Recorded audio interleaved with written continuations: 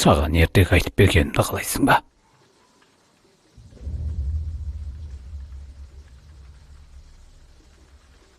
Құбыжық туралы айтып берейін бе? Оның тістері ұзын және өткір, мынадай. Тырнақтары да ұзын және өткір, мынадай. Оның жүні ұзын және қап-қара, бүкіл денесін түк басқан.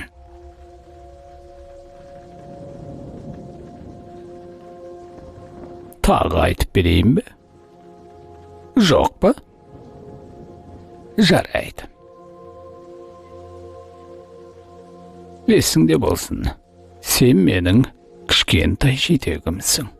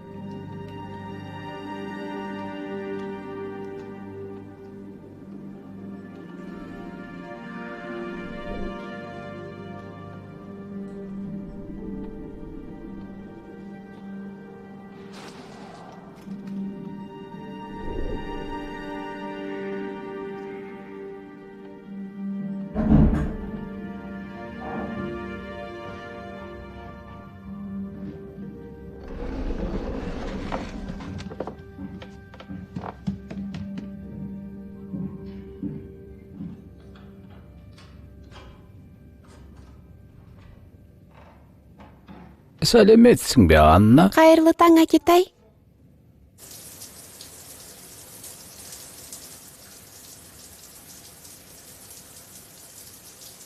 Жүрегіңді тыңдаймын. Ал сен терең тыныс ал. Ал қане, терең тыныс ал. Жақсы.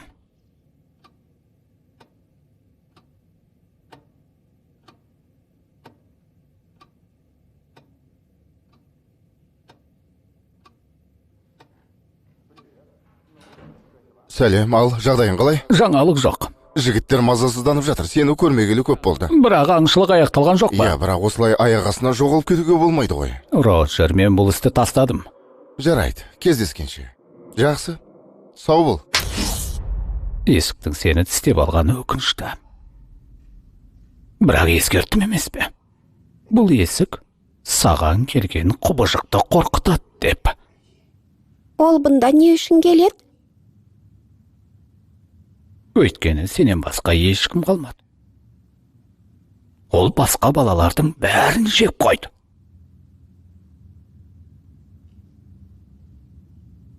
Бүгін кім келді? Есіктің ар жағынан біреудің дауысын естідім.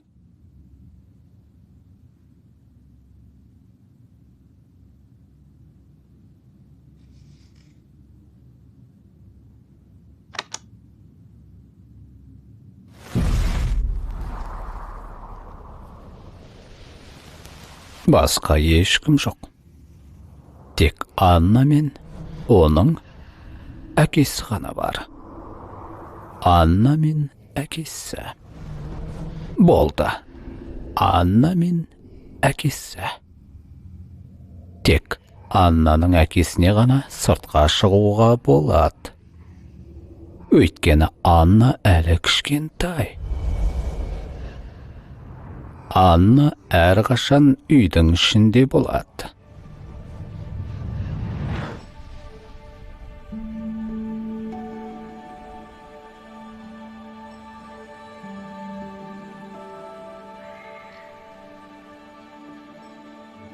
Туған күніңмен, туған күніңмен, Анна.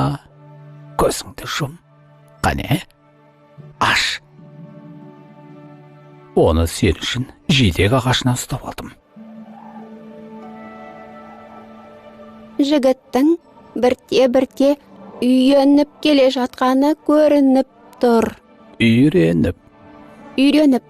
Сол бір ғажайып жерге үйреніп, сосын 1, 2, 3, 4, 5, 6, 7, 8, 9, 10.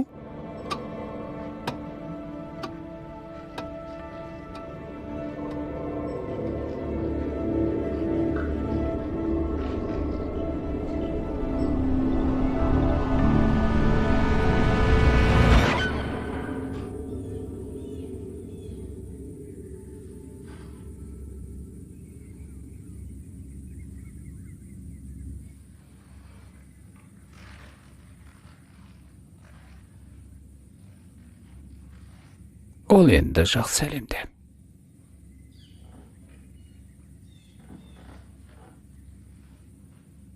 Оны алған жерге апарып көміп тастаймын.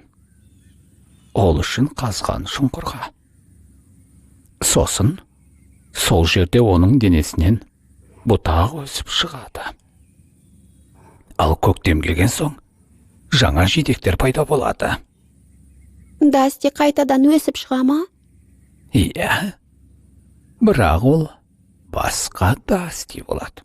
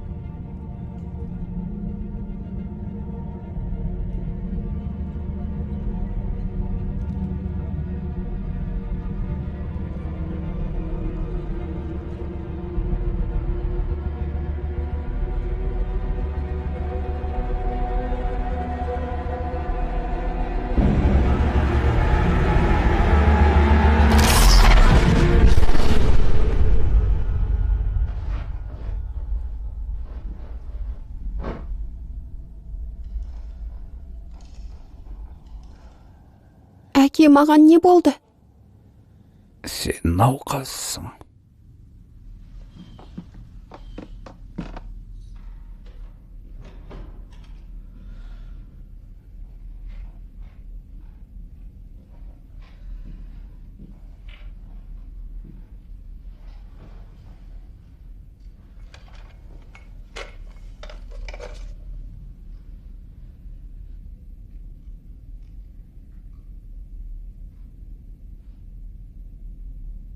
Мына дәрі арнайы сен үшін.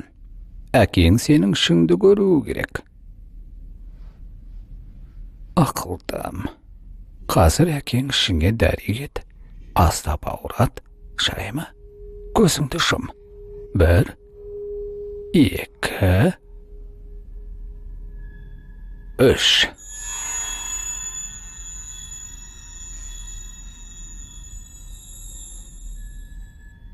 Тамаша.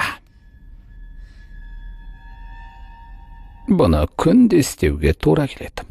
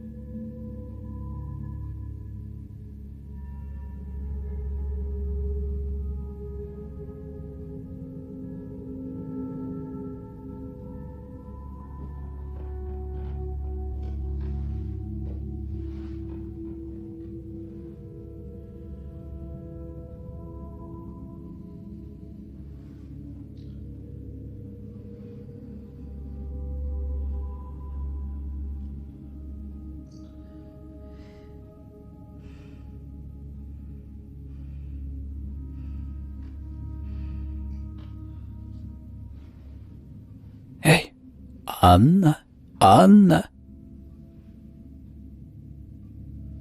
Сенің туған күнің. Аюларды санағың келмей ме?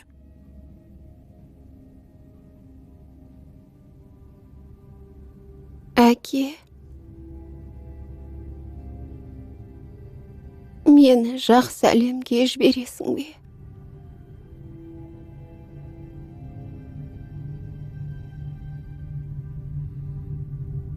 Мүмкін менен бұтағы өсіп шығатын шығар.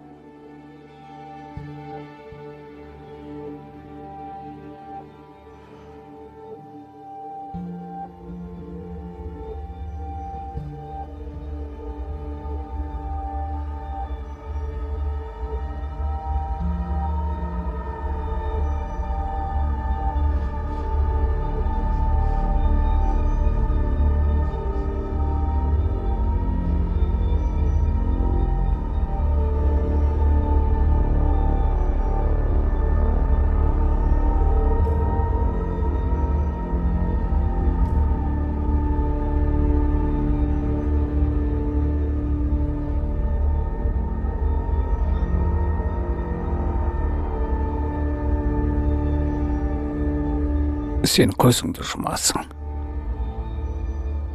Сосын ұйықтап кетесің. Содан кейін ештеңе де болмайды.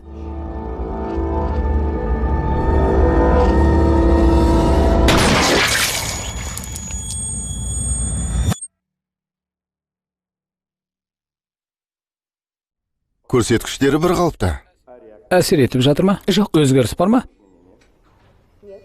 Онда 1000 миллиграмм енгізіп көр. Уақытты белгілеймін. Сағат 1-ден 31 минут кетті. Науқасқа 1000 миллиграмм енгізем. Барлық көрсеткіштері бір қалыпты. Тоқтай тұр. Оны ұстаңдар. Күзетке оның ана жаққа жүгіріп кеткенін хабарлаңдар.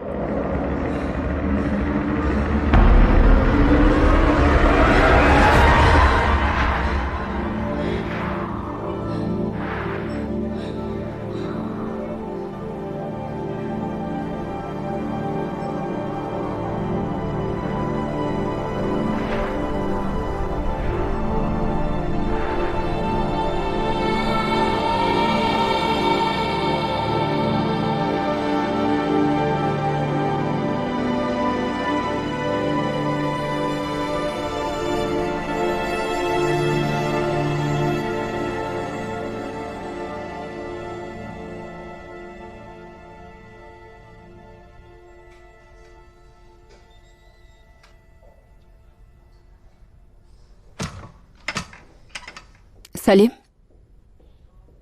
Қорықпа. Саған көмектескім келеді.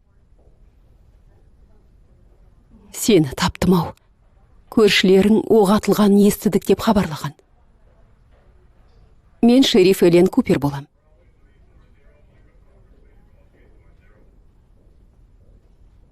Саған қоятын бірнеше сұрағым бар. Қарсы емессің бе? Жақсы. Атың кім?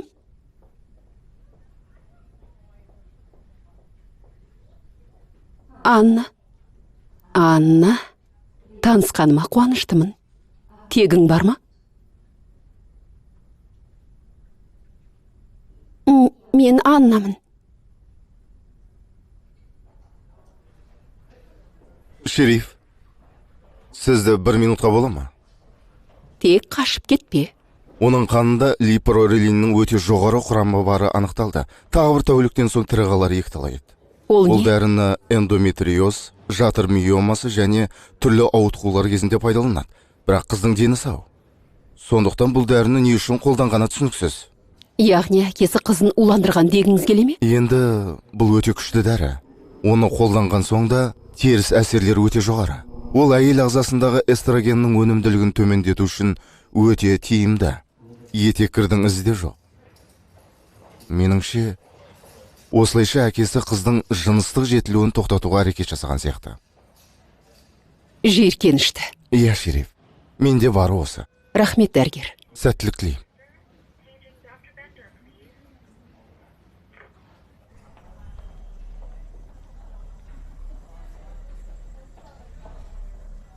Анна,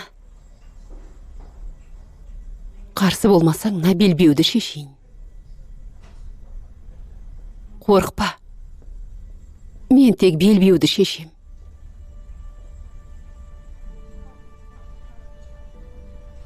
Көрдің бе? Қорықпа.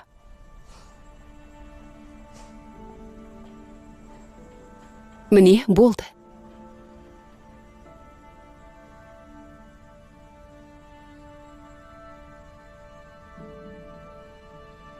Әкем қайда? Ол жақсы әлемге кетті ме?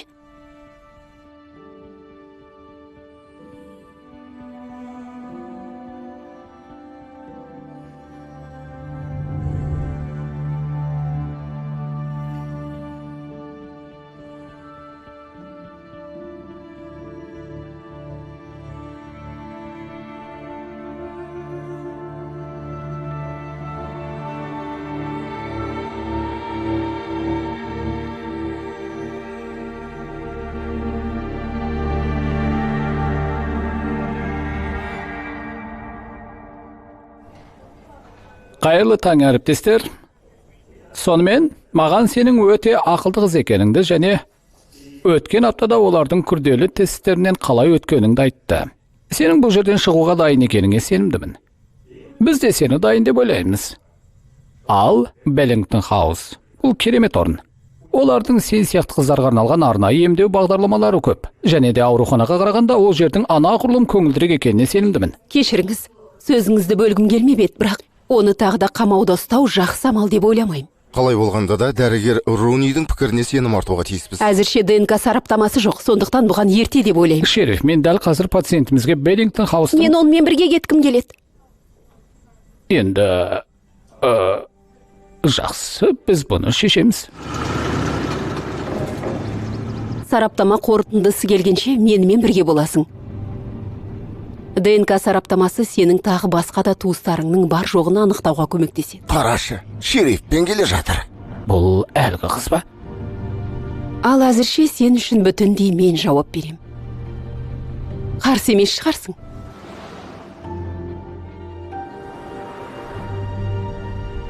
Көлік айдағаным ұнамай ма? Сағатына 30 шақырымда жүріп келе жатқан жоқпыз, бұл қауіпсіз. 100% деп айта алмаймын. Өйткені егер сен ішіп алып көлік айдауға отырсаң, онда, бірақ мен ішпеймін, сондықтан уайымдамай-ақ қой. Мүлдем ішпейсің бе? Иә, қазір ішпеймін. Сен шөлдеп жатқан шығарсың.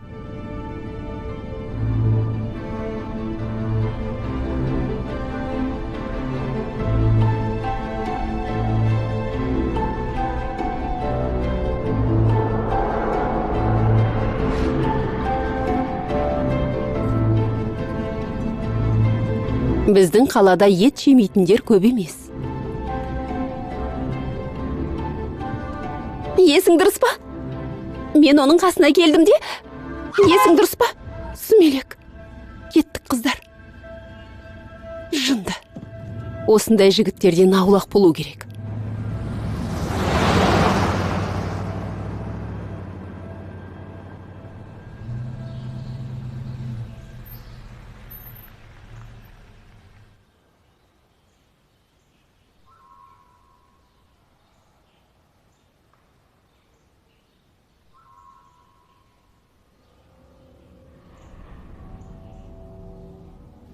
Тамақ жегін келе ме? Ас әзірлеу жағынан шебер емеспін, бірақ кетчупты қандай тамаққа қосатынын білем.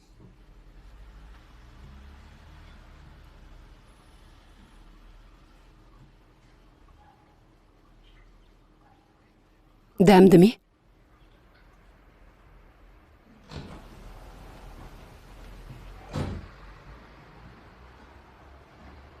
Бұл кім?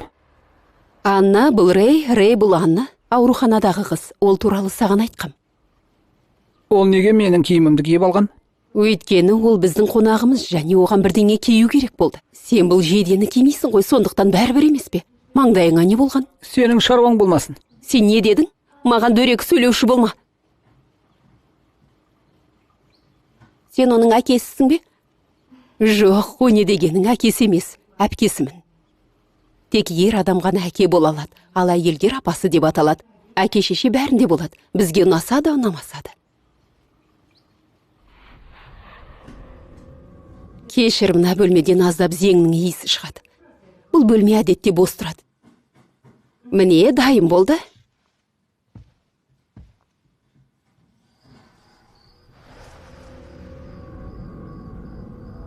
Жарайды, егер бірдеңе қажет болса, менің есігім қарама қарсы, кірерсің. Жарай ма? Жабуға бола ма? Жаурап жатырсың ба? Ана жақта құбыжық бар. Ол қандай құбыжық? Балаларды жейтін. Әкең айтты ма? Сен құбыжықты көрдің бе? Түсімде көретінмін. Саған мынаны айтам. Мен көп жерде болдым. Бірақ құбыжықты көрген емеспін. Бұл жерде саған қауіп төніп тұрған жоқ. Қорықпай ұйықтай бер. Бүгін ауыр күн болды. Қайырлы түн.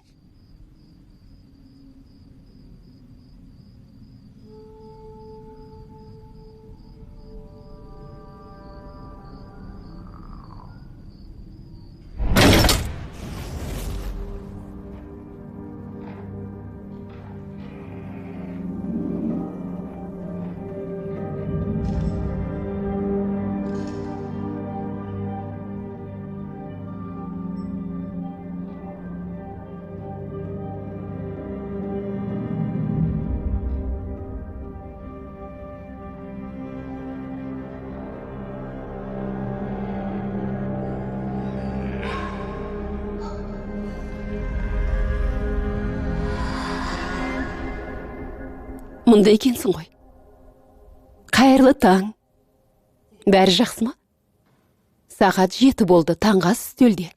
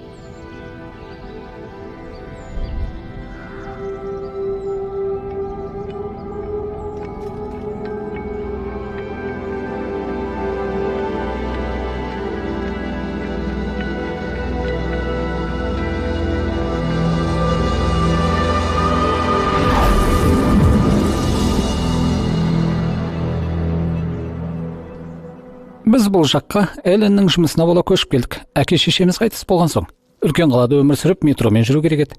Метросыз түк қызық емес. Бұл жақта ұялы байланыс мүлдем ұстамайды. Қала бойынша бір ғана жерде фастфуд бар. Ол да Dairy Queen болмағыр жер.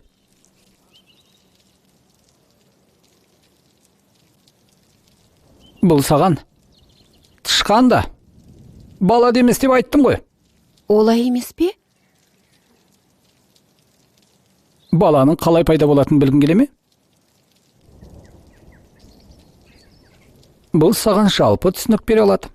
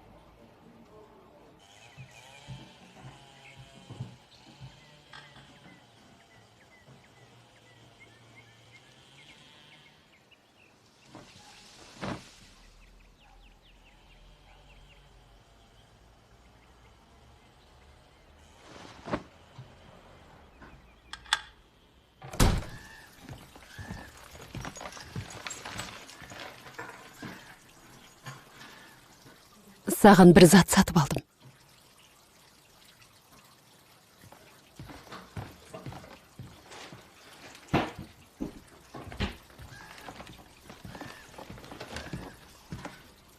Жоқ, бұл затты қан аққан кезде қолданады. Бұл дәрі ме? Жоқ, сен ауру емессің. Сен әйелсің.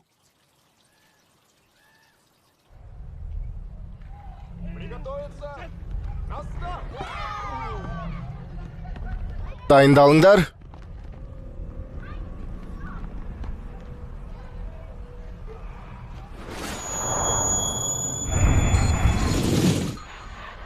Алға, Гризли бикеш! Кітапхананың қайда екенін білесің бе? Білем, менімен жүр. Сауық кеші осы сенбіде болады, менің үйімде. Сондықтан міндетті түрде кел, бәрімен таныстырам. Көңіл көтереміз. Рахмет, жақсы. Сау бол.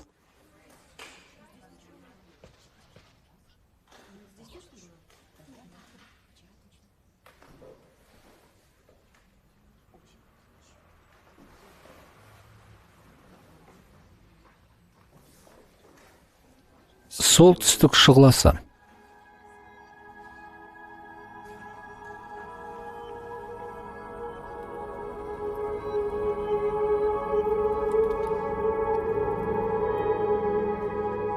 О, Құдай, рас па? Иә, солай шығар. Оның аяқ киімі жоқ. Оны әкесі шатырда қамап ұстаған. Жаратқан рас па? Күң сияқты ма?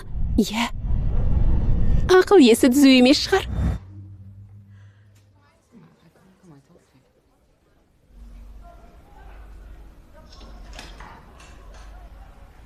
Әй, сәлем. Кешіріңіз бикеш. Сәлеметсіз бе?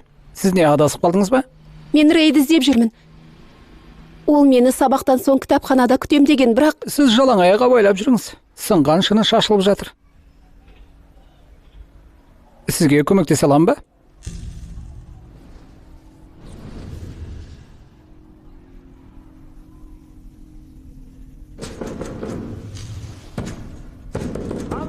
Қане, тез ашыңдар. Не дейсің? Аш. Сайқымасақ неме? Яғни қызың бар екен ғой? Жоқ. Сонда екеуің доспыз деп алып кездесесіңдер ме? Аузыңды жап. Жоқ, тоқтай тұр. Сен бірдеңені ұмыттың. Кім көпшек еді? Ешкім. Жарайсың. Сен жарадың. Оның есінде қалатынды етіп соқ.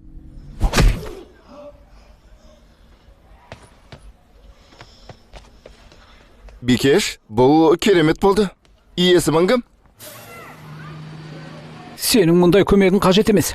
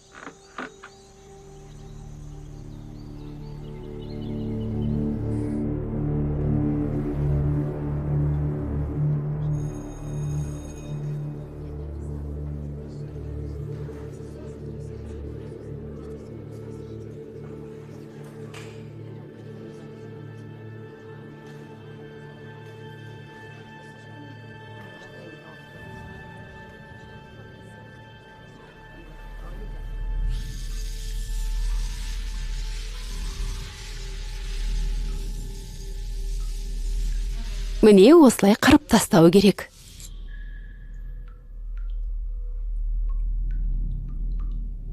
Бұны маған әкем үйреткен. Мен ес білгелі есімде, ол күнде қырынатын еді. Аяғын емес әрине, бетін.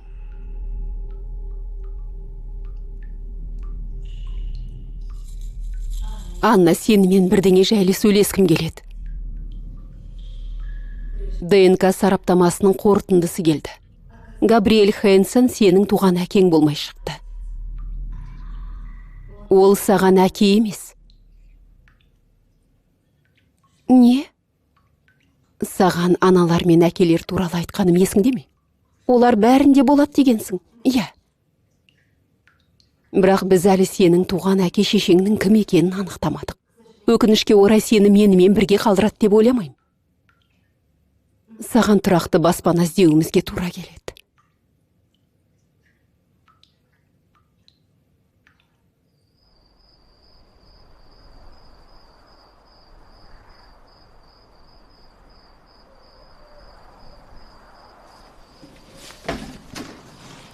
Оңай қашып құтыла алмайсың. Сынақ дүйсенбі күні. Сен тек жартысын жаттадың. Сонымен, тәуелсіздік декларациясы туралы не білесің?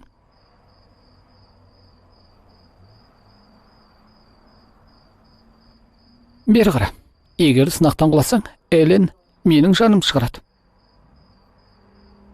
Сен солтүстік шұғыласын көрдің бе? Жоқ, бұл жерден ол көрінбейді. Неге? Өйткені ол алыста, солтүстікте. Адам жоқ жерде.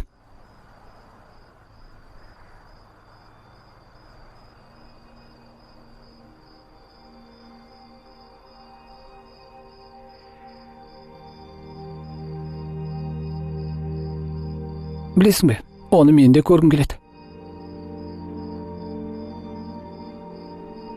Мен мынадай кезімде апам оның суретін көрсеткен болатын. Не істеп жатырсың? Сенен бір иіс шығып тұр. Иіс дейсің бе? Иә, гамбургер сияқты. Бұны мақтау деп қабылдайын ба?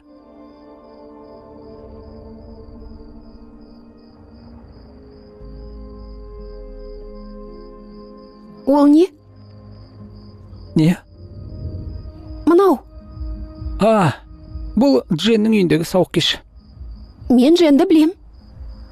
Қайдан білесің? Біз доспыз. Иә, қайда жиналдыңдар? Сауық кешіне бара жатырмыз. Менімен болатын кешше. Біз гриль жағамыз деп едік. Иә, дұрыс. Ертең жасақ кетеді. Жарайды, жақсы. Мүмкін сен де бізбен бірге барарсың. Ондай кештер Эленге ұнай қоймас. Ондай кештер? Қандай кеш болайын деп жатыр? Дженнің үйіндегі кеш. Иә, үйге 12-де келеміз.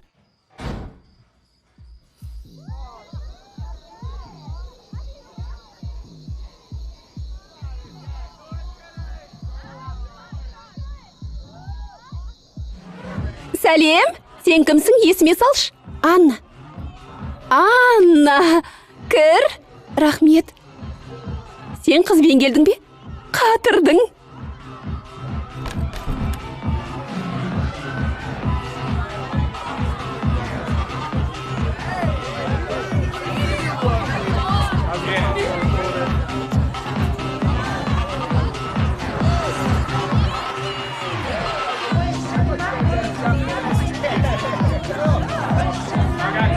Иә, қыздар, айтсам сен бейсіңдер. Сәлем, жігітім.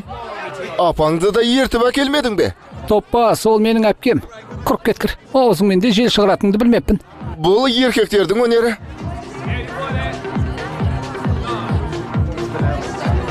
Міне осылай жасау керек.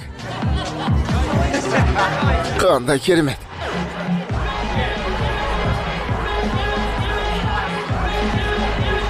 Мә ұста, бірақ тым тез ішпе.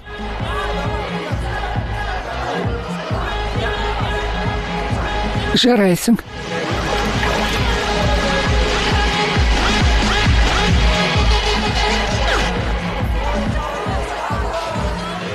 Балалар, шын айтып жатырмын. Ол сондай бір... Тамаша. Қане кел маған. Кел, кел. Міне осылай.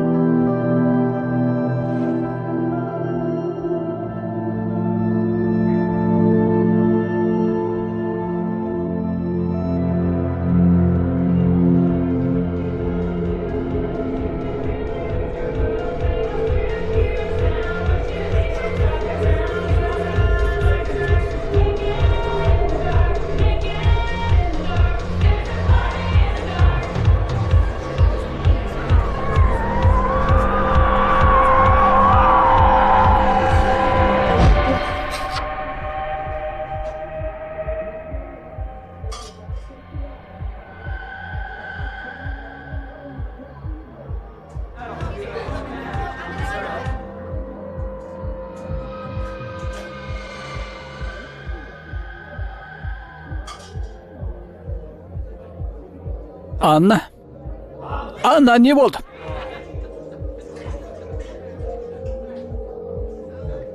Анна, үйге апарып тастайын ба?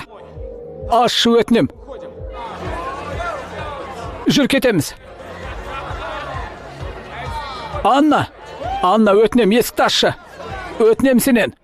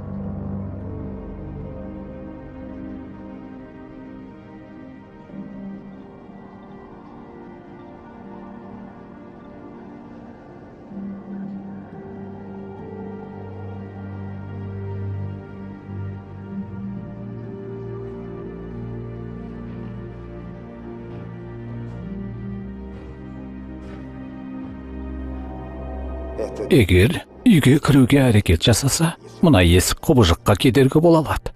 Ол бұнда не үшін кіреді? Өйткені ең соңғы сен қалдың.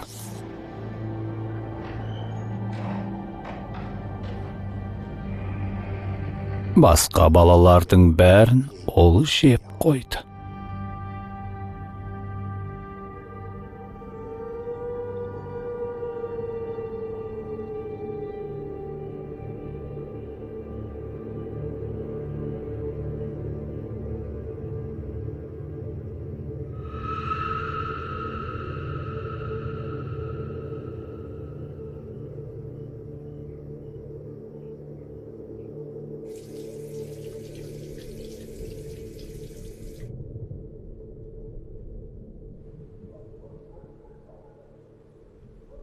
Қарашы. Тағы да мынау жезөкше ме?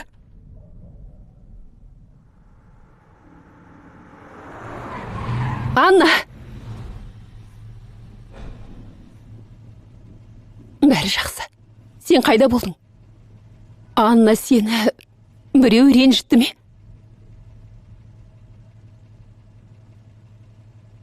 Жүр.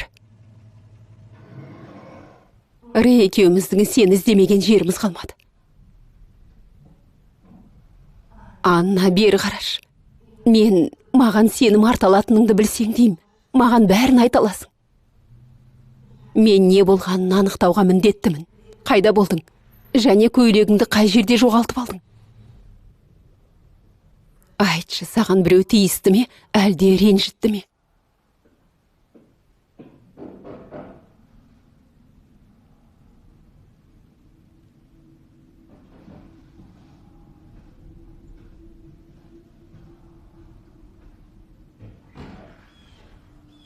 Роджер? Менің көмегім қажет пе? Рахмет, өзім амалдайым. Бір жағдай болып қалды. Ричард Фуллер қоңырау шалды. Оның 18 жасар ұлы Лоренс те сол кеште болыпты. Ол да сол кештен қайта оралмаған. Оны соңғы рет сағат 11-лерде көрген екен. Біз балалардың бәрінен сұрап шықтық, бірақ ешкім де оның кетіп қалғанын көрмеген. Мүмкін ол туралы қыздан сұрап көрерміз. Одан да бәрін өзім сұрап білейін.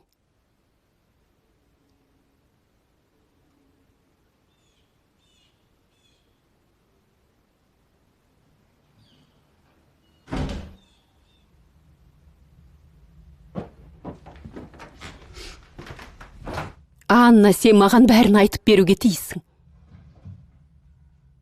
Анна, өтінем. Кешегі кеште не болғанын айтып берші.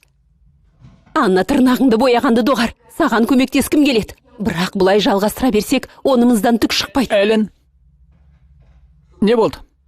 Бәрі жақсы ма? Рей, Лоренс Фуллер туралы не білесің? Оның жексұрын екенінен басқа ма? Жексұрын ба жоқ па, бірақ ол жоғалып кетіпті. Сонда сен Аннаның бұған қатысы бар демексің бе? Сол себепті оған дауыс көтердің бе? Ол түнде қайда болғанын сұрап жатырмын, ал ол үндемейді. Эллен, Түнде қайда болғанын білуге тиіспін. білесің бе? Онымен мен сөйлесіп көрейін. Сонда ол саған... Иә, оңаша. Рахмет.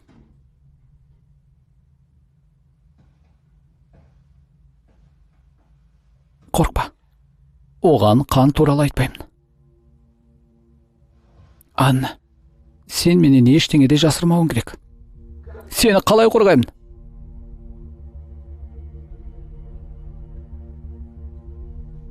Көрсетші.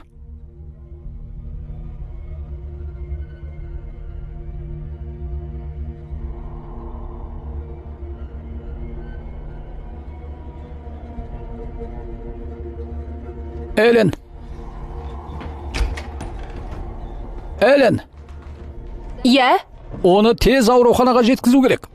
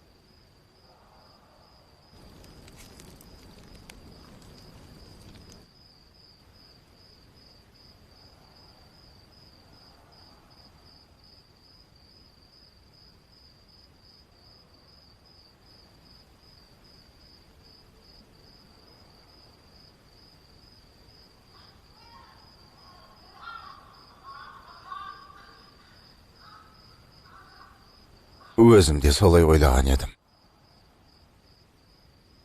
Сен басқаларды іздейсің. Өзіңе ұқсайтындарды. Бәрін қырып жойғаннан бері 16 жыл өтті. Сен сияқтылардың бірінде кездестірмедім. Иә. Сол түн есімде. Бұндай оқиға ұмытылмайды. Қаладан келген еркектер бәрін қолға түсірдік деп айтты. Бірақ олай болмағаны айдан анық.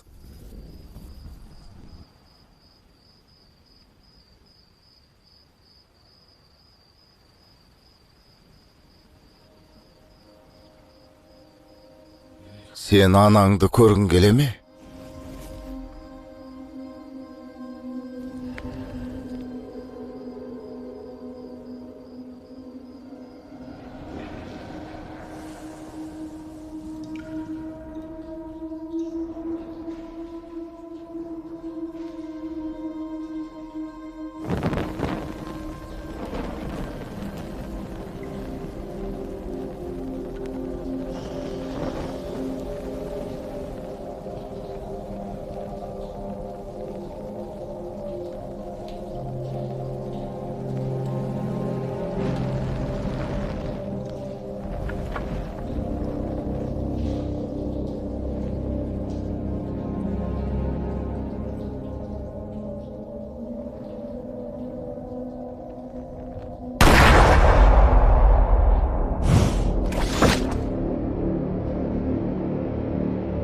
Гейб, бәрі дұрыс па? Бәрі жақсы.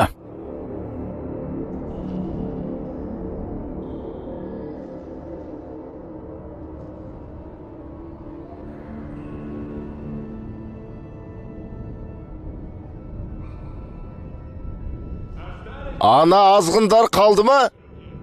Жоқ, бәрін қырып салдық. Оларды түп тамырымен жойдық.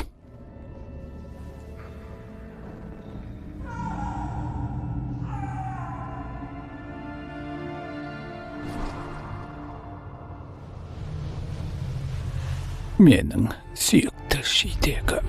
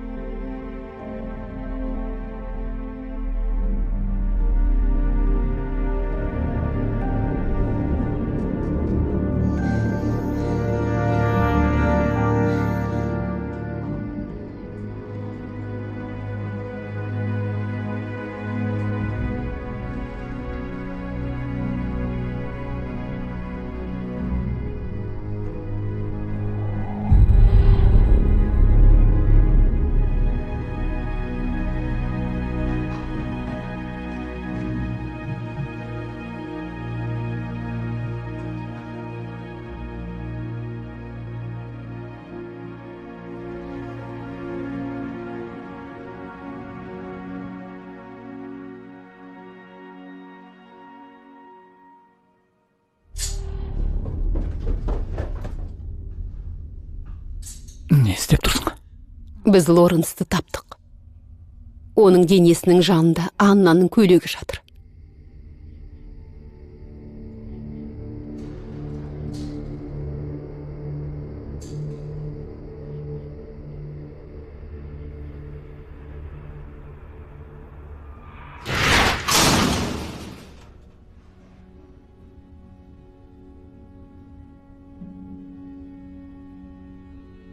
Өте өкінішті. Не болғанын түсінгім келеді. Мен сенімен біргемін.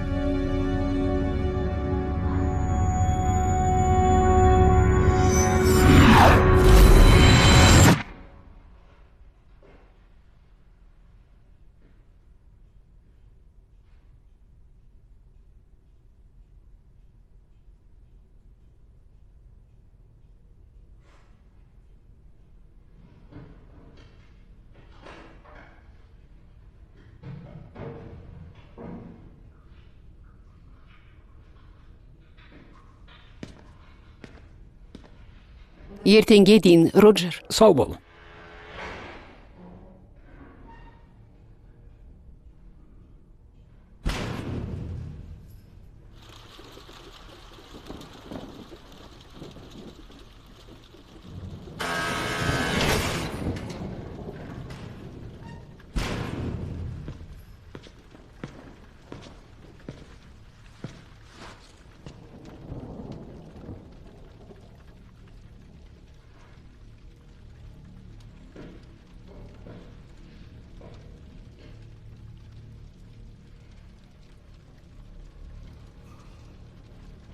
Сені тауып алғанша менің итім болған.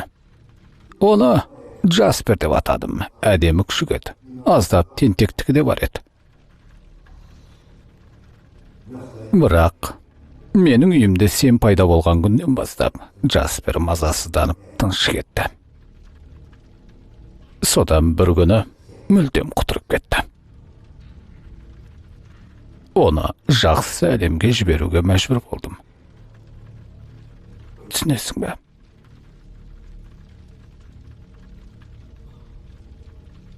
Мен құбыжықтарды өлтіремін деп ант бергенмін, Анна.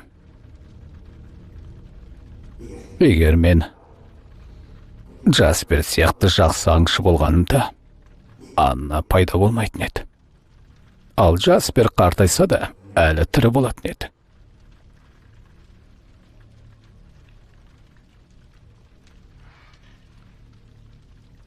Сен үшін де жақсы әлем бар.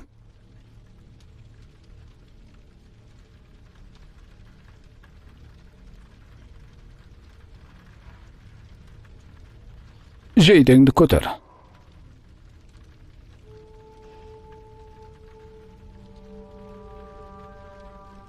Орынын тап. Енді мынаны сал. Қаттырақ бас. Соңына дейін енгіз. Әке, неге маған құбыжық екенімді айтпадың?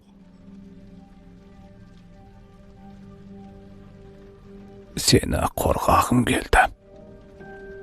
Неге? Бұл саған не үшін қажет болды?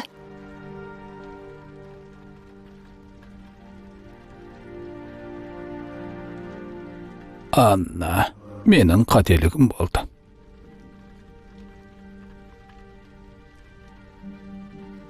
Әкең де.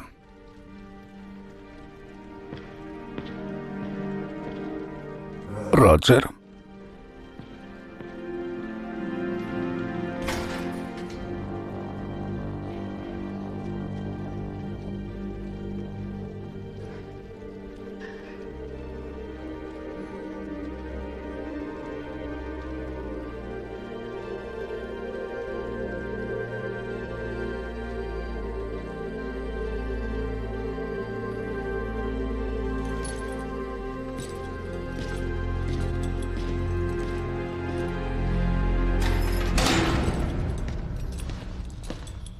Қайырлы таң, Анна.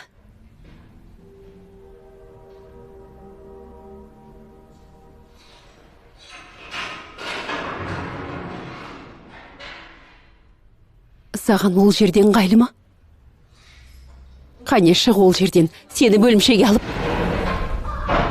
Анна! Жоқ! Анна! Жолда бұғы өліп жатыр. Оны жолдан алып тастау керек. Анна? Кеттік.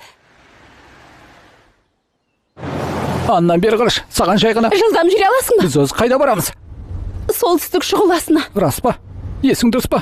Сен қашқын емессің бе? Жоқ, мен құбыжықпын. Қайда бұрып жатырсың? Неге тоқтаттың? Құбыжық дегенің не? Қане кеттік. Құбыжық дегенің не? Саған көмектесуге тырысып жатырмын. Бірақ бізге полиция көлігін ұрлап қашуға рұқсат береді дейсің бе? Оны іздеп тауып алады.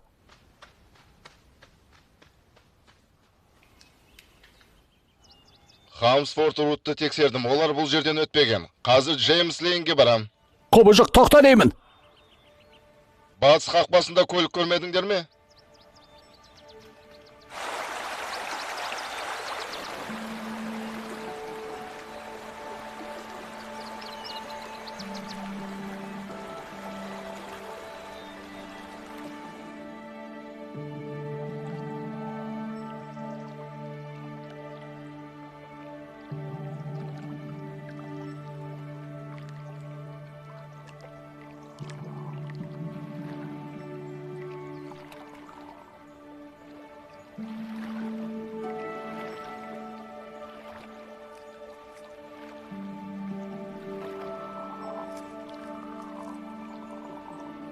құрып кеткір, мұздай екен.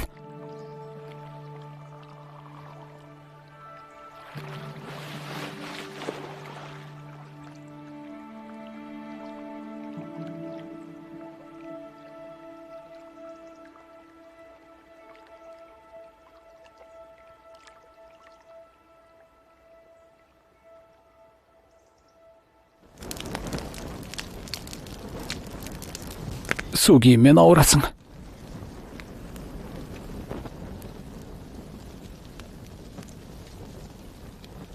Анна. Қане, тұр. Тұр деймін. Қолыңды көтер.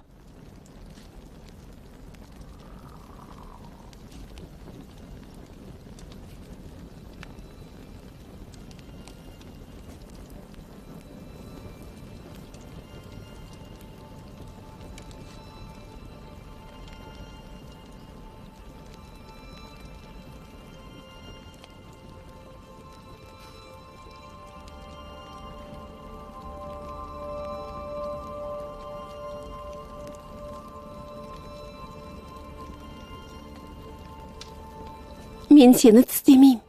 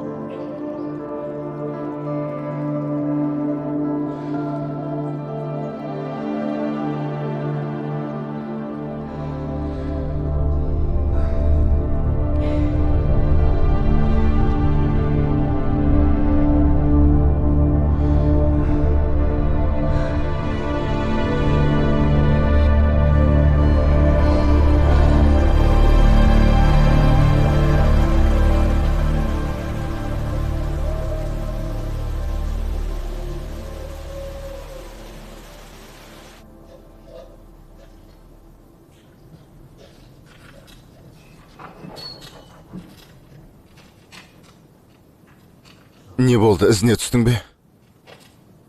Адамдарды жина. Гейб, мен бұлай істей алмайм. Егер ол жігітпен болса, онда ештеңе істемеймін. Бүгін Куперді кездестірдім. Ол тым көп сұрақ қойды. Гейб, сенің қатең үшін түрмеге отырғым келмейді. Оны сен жіберіп алдың.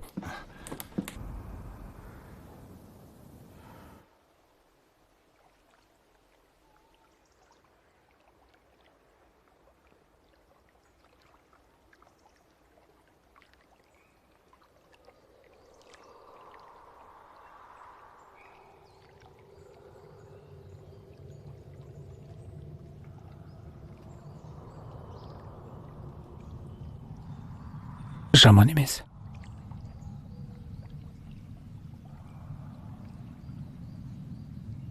Олар тағы да ұзарады.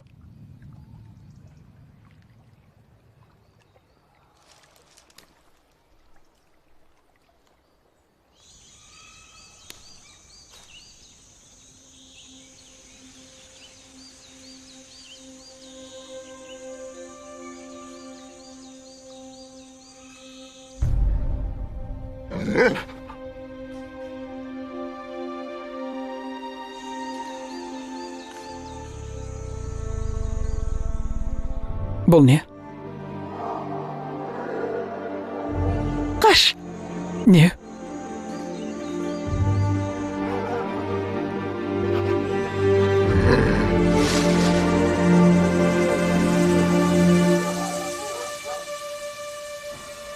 Рейжат, тыныш. Арт жағынан кел. Жақсы.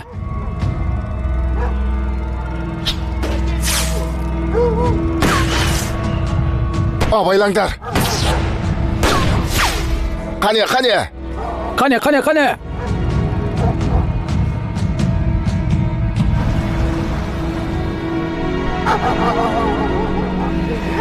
Секіруге тура келеді. Не?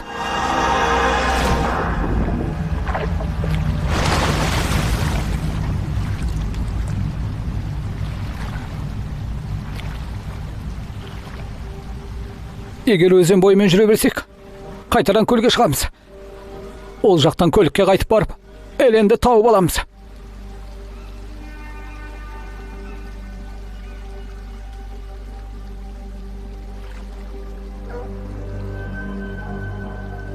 Тезірек жүр.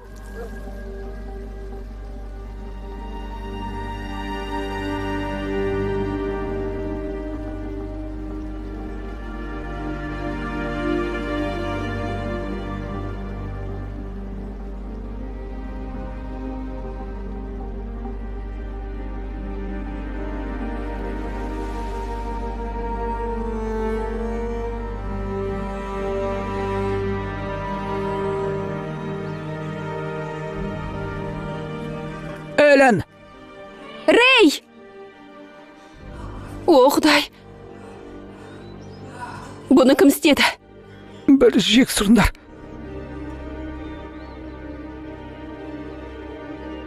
Анна қайда? Кетіп қалды.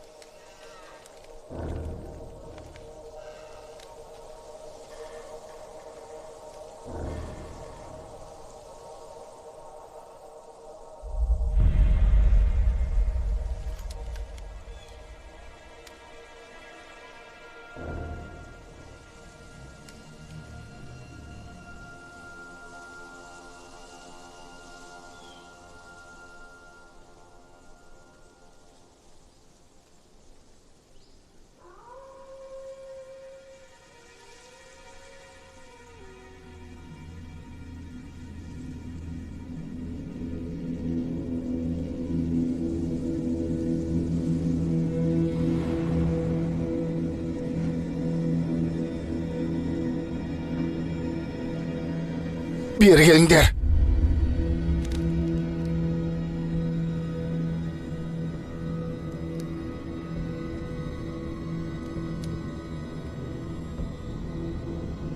Ана жаққа қарай барайық. Жүріңдер.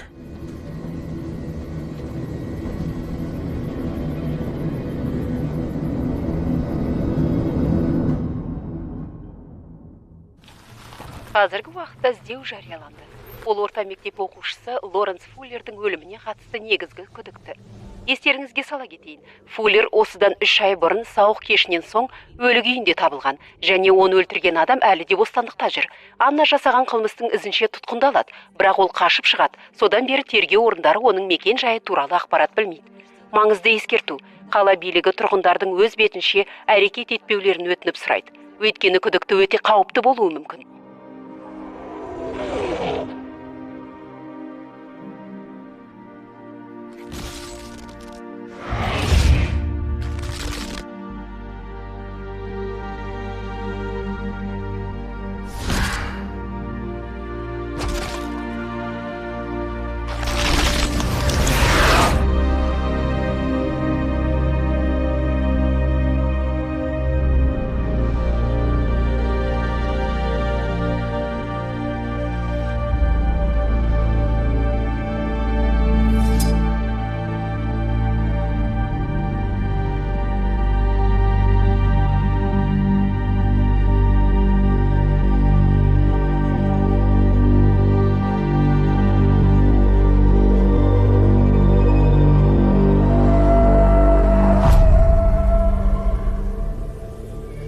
өзіңе қарасаңшы. Кешіріңіз.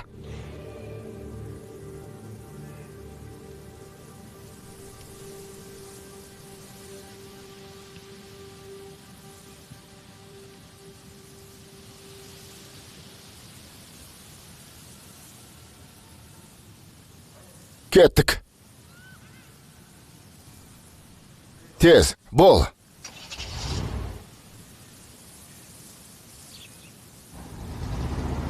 Қане. Рэй, Эйлен, сәлем. Қазір қайдасың? Фернкрикте. Не болды? Тыңдашы. Олар жиналып жатыр. Сенің көмекшің де олармен бірге.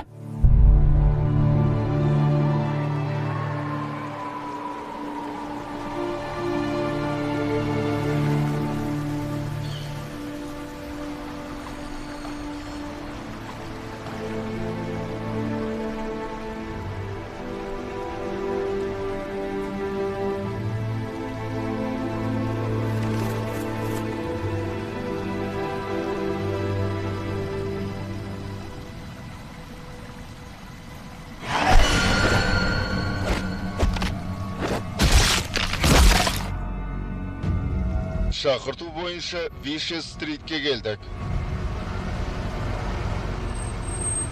Ақпаратты 10:01 бойынша хабарлаңыз. Робин,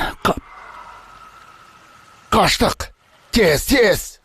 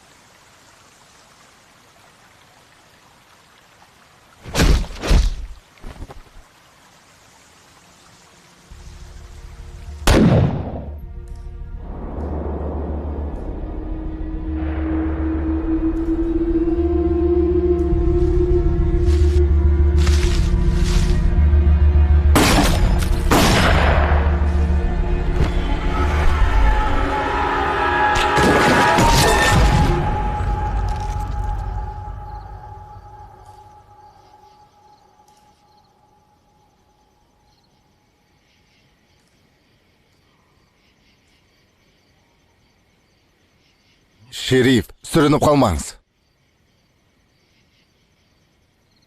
Мылтықты қой. Қой дедім ғой саған.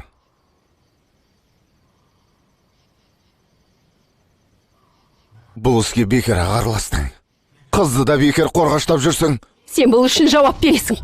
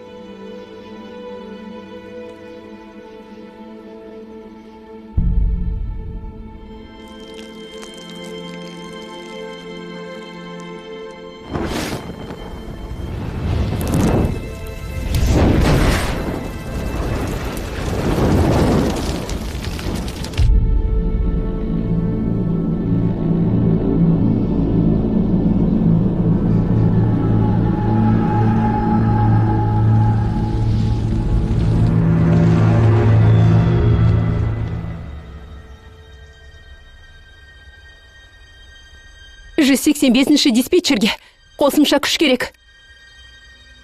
Қалай түсіндіңіз?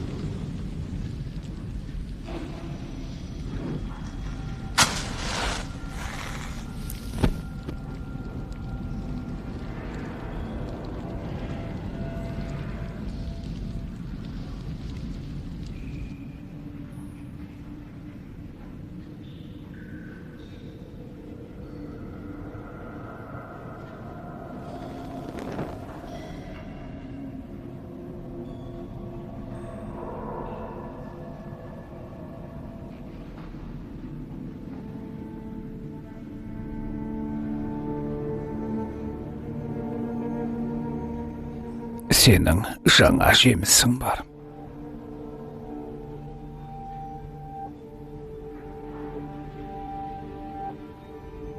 Ол пісіп қалды.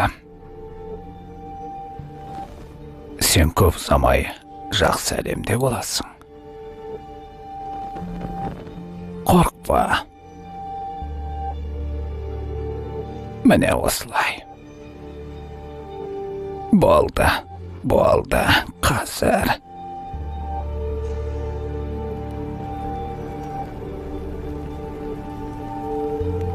Міне. Қане. Тағы. Осылай. Міне, болды. Егер бұл қыз болса, оның есімін Анна деп қоям деп уәде берем.